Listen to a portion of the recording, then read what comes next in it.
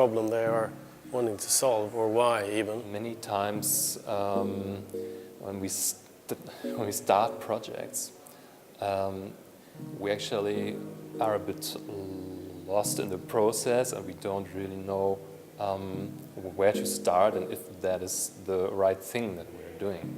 I think I needed some kind of structure to do this properly, to help the teams scope on something, on a challenge that they want to solve. I'm doing design sprints as well, so I really needed some kind of tool to prepare better, to prepare the customer, so the clients much better before going into a design sprint.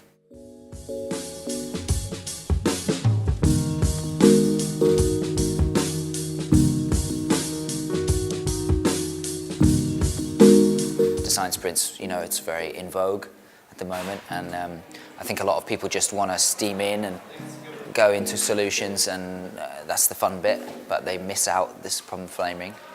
And so, yeah, it's a way to really kind of focus the attention on that.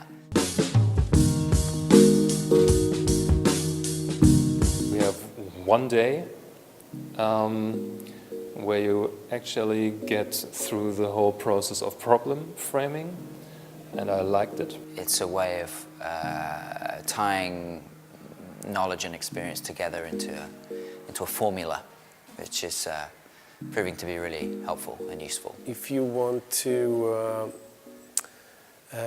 have a better chance of succeeding in the projects, or it doesn't necessarily have to be design sprints, understanding why you want to solve something and how, with framing the problem, is really essential to actually succeeding.